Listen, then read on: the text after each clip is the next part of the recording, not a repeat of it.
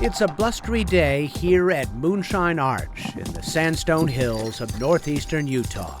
I don't think anybody knows how many we have. We have a database of thousands, but I think there are more yet to be discovered. With support from the National Science Foundation, geologist Jeff Moore and a team from the University of Utah are pioneering a new method to monitor the structural integrity of these spectacular geological landmarks. We take continuous seismic measurements and we process those just for the vibration properties of the arch. They set up two seismometers, one on the arch itself to measure how it naturally bends, sags, and sways in response to wind and weather. They also position what they call a reference instrument nearby. We're looking there for what you might think of as a clean background spectra. What's going on in the rock anyway here, and then we can compare against what we record on the arch to see what's really unique about the arch. They also take photographs, often with a drone, to make a 3D model of the arch. With our data, we only have one data point, maybe two, on top of an arch, wherever we're able to place a piece of equipment. So that gives us one point how the motion is happening there. But with the model, we can then expand to every point on the arch and see how motion is happening.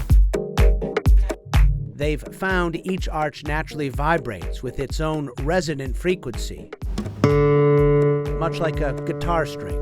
Right now, as the wind blows that arch, you can think exactly like that wind is plucking the guitar string, and the arch will be vibrating back and forth. The frequencies are too low for the ear to detect.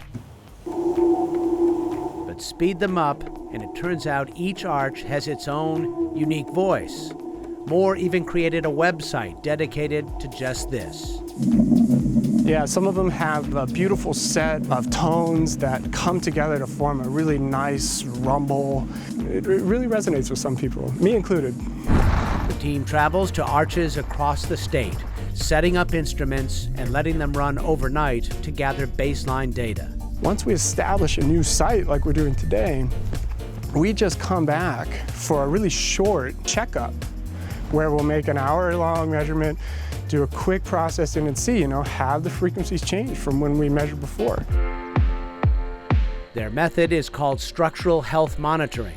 It's an up-and-coming way for land managers, like park rangers, to assess what's going on with an arch that may be failing. Say, for example, that a chunk falls off the bottom of an arch one day. Then the question will come up, is the arch collapsing? Is it safe to allow people to use that trail, for example? Or shall we change everything? Shall we restrict people? What shall we do? Now, we haven't come upon that scenario. But again, what we're providing is the possibility for data to aid that scenario, to address those difficult questions. Scaling the heights to keep a watchful eye and ear on the structural health of these national treasures.